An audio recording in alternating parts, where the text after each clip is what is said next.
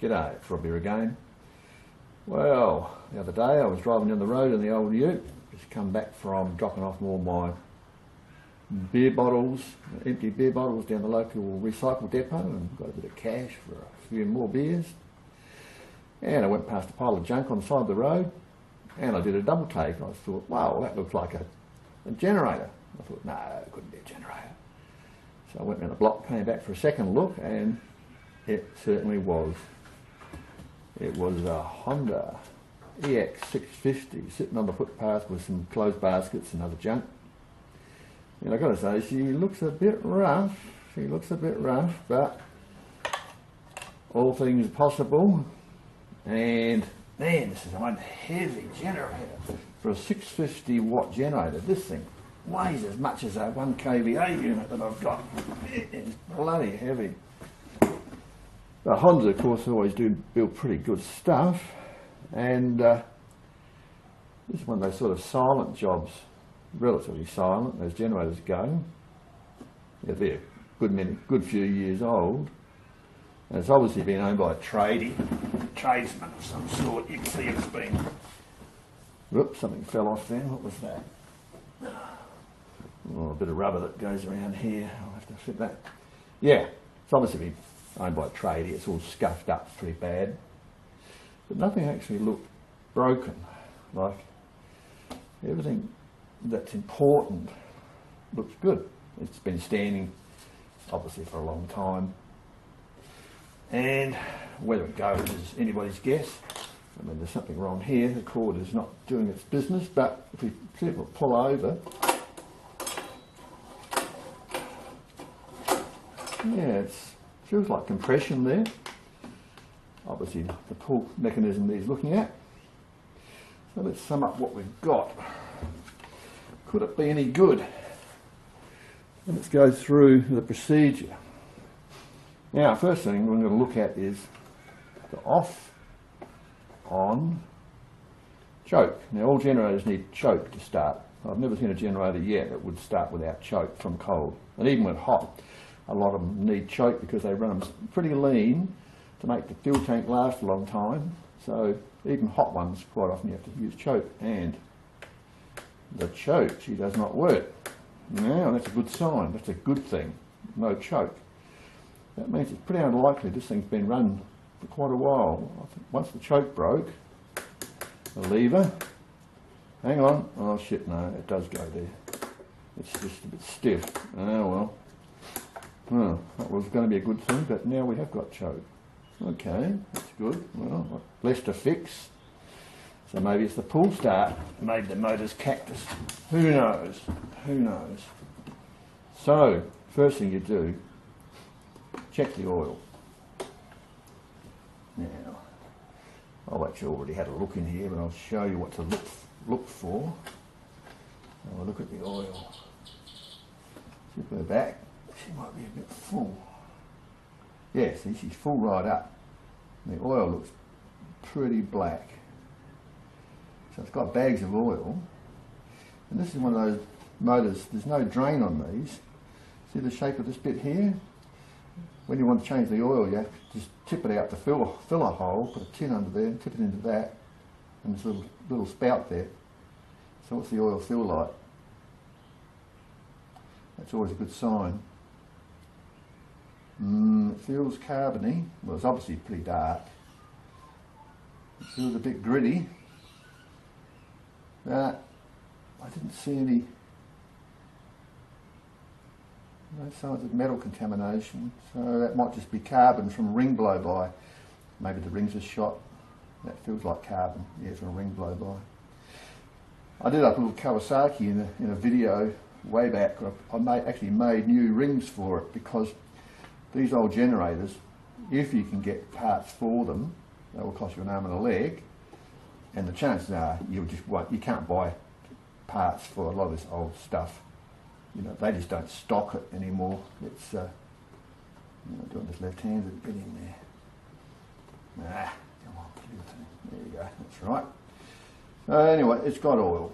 It feels gritty. It feels like ring blow by. So, in a situation like this, the best thing to do is take out the plug, see if it's got any spark, although once again, that's going to make it. Yeah, I think we've got problems here. I was going to just put in some gas, pull her over and see if she'd fire up, but it looks like I'm going to have to dig deep on this, maybe get the pull start side of things fixed up first. And once we've done that, well then we can hopefully pull it over and put some gas down the spark plug hole and see if anything happens. Anyway, that's where we're at the moment. Alright, I took the screws out of here to see where the pull cord goes, and it goes down around here somewhere. So we're going to have to get into there, and that could be difficult. Now around the back side, it clips on. It's got a clip here. So we can get all the back off pretty easy. Man, this thing's bloody heavy.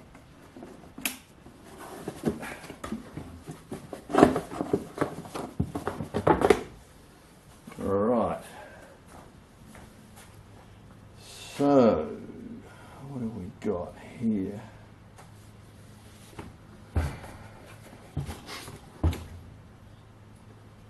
This has got to come off. Take the airbox out the way. We might, hang on. Yeah, that's the right end. So if we take the airbox off, we might be able to get to the pull start. It's worth pulling the plug while we're here and just see what sort of shape it's in. The spark plug condition will normally tell you whether the motor's in any sort of shape or not.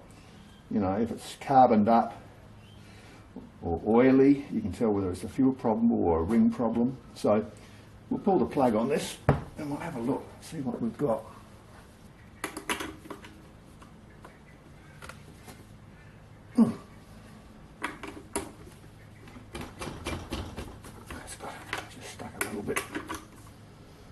I mean, you wouldn't use a ratchet if it was really tight.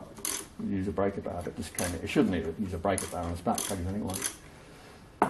Came out pretty easy. Hasn't been out for a while. It's a bit rusty on the outside. Whoa, holy dooly. Man, that's got corrosion plus. Oh, that spark plug is terrible.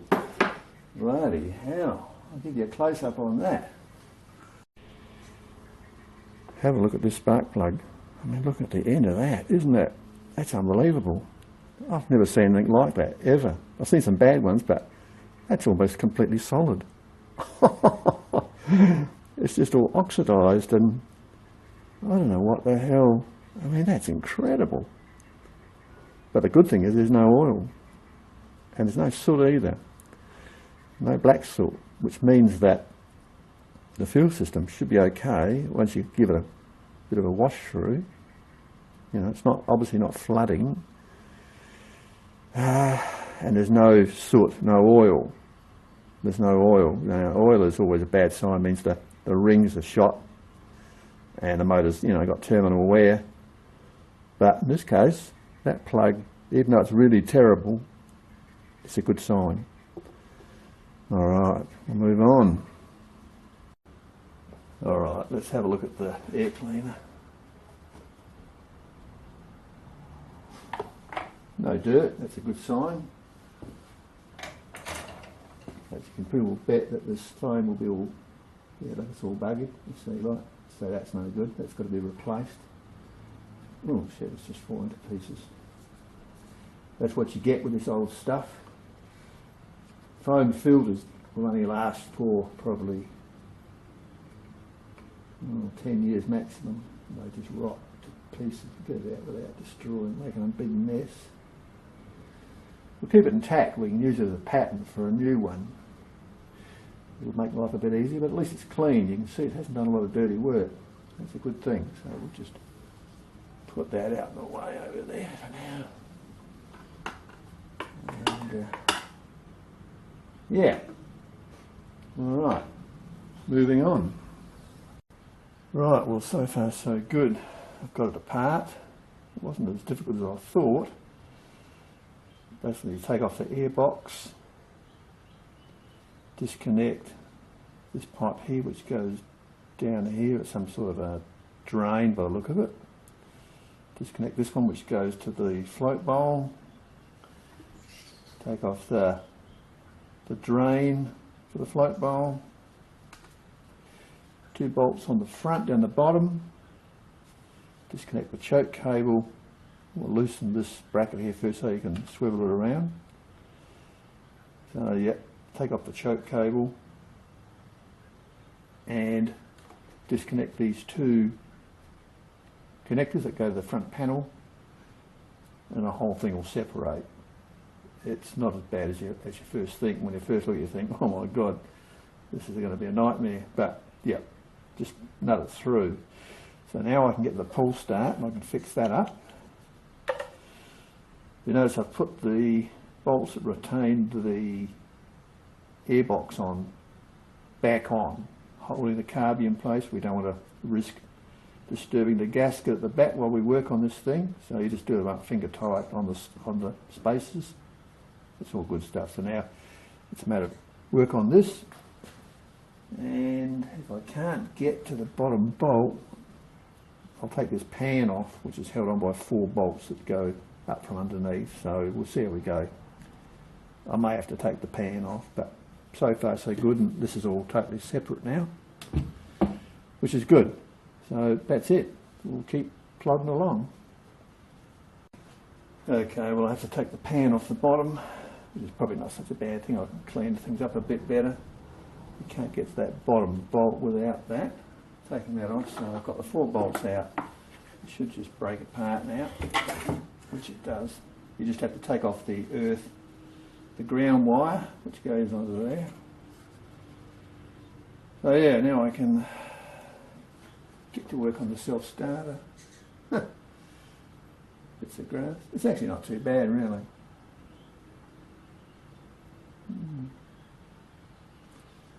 Who knows what half of the stuff does? I think that might be something to do with the governor. Alright, we're getting there. Now the fuel fuel tank on this is absolutely spotlessly clean, so that's a good sign. So it may not be too bad. I think this will probably scrub up okay. Let's fix this up first. Get this this one here out, I think was the problem, wasn't it? No, it must be this one. No. Ah, it's this one. That's it. Okay. The ubiquitous recoil starter. How many times have these things given trouble? Plenty of times. These little quarter drive sets are quite handy for working on small engines. You don't need a big half-inch stuff like I normally use. It's a lot easier, simpler. Get better feel with these. These are called a suitcase generator, by the way. Pretty heavy damn suitcase, that's all I can say. So now we can get to this, fix this baby up, we'll see what the damage is there, and then, yeah, hopefully get it going pretty damn quick. Right, well, we've struck a snag. I can't get this bolt out of the pull start. It's absolutely frozen solid, or it's Loctited. If it's Loctited, I can't heat it because this is all plastic. I've used the impact wrench on it as heavy as I could go without damaging this metal. You probably buy these as a complete unit. Anyway, spanner can't shift it, and now they're starting to slip on the head. Cheesy stuff, so only course of action is to drill the head off in the drill press, get the part, get the bolt out by hook or by crook, one way or another, and replace it with one out of the selection I've got. But you can see what's happened. The cord has grown over the years, and I mean it's not looking good. So that needs replacing. Everything else seems good. The motor turns over. There's no knocks or rattles in the bottom end. Solid as a rock. So that's good. It all seems pretty good, I think. With a bit of luck, get this fixed, put it back together, new plate, all to go. Alright, we'll keep moving on. Well, the oil looks pretty dark. There's no metal fragments in it at all. It looks pretty clean as far as, you know, signs of metal contamination. So it's just carbon. And the way the motor felt, I think the motor's going to be pretty rock solid, really. It's just dirty and needs changing. It's always a good idea to take the oil out when you're working on motors, when you're tipping them all on different angles, because the oil can run up past the rings and get in the head, or it can block up the crankcase breather valve, and then you can't turn the motor over because of crankcase compression. So yeah, it's got to be changed anyway, so you might as well do it before you start inverting the motor and carrying on. Overall, yeah, it's all looking good, looking real good. Well, I had a hell of a job trying to get this plastic pulley off. The bolt was frozen. There's a washer that goes on the inside, and then there's a sleeve that comes up with bolts the spring mechanism into that. So I have to take the head off the bolt, get this off, and then drill the rest of the bolt away right down to the bottom. And then it was still frozen. I couldn't budge it. It was flush, so I heated this up with the small gas torch. I think they must have Loctited it, because I put the heat on it and then I drilled into the centre some more with a fine drill, and then I used the impact wrench in the hole, and that basically put enough impact using the Phillips head. It's a pretty brutal way of doing it, but the Phillips head did it. And as you can see, she's coming out. So now I'll just have to make up a new bolt and bush so I can fit this back in, but it's all repairable. But yeah, there's no way you could get it out. I mean, it was just absolutely incredibly frozen. Buying parts for these is pretty tricky too, so they're going to cost you. So yeah, I'll just make up a new bolt. Luckily I didn't destroy any of this. The spring went brang and shot all over the place as it came out, so I have to put that back together. But that's the fun of working on these things. Those recoil starts are always a pain in the butt working on them, but anyway, we're getting there.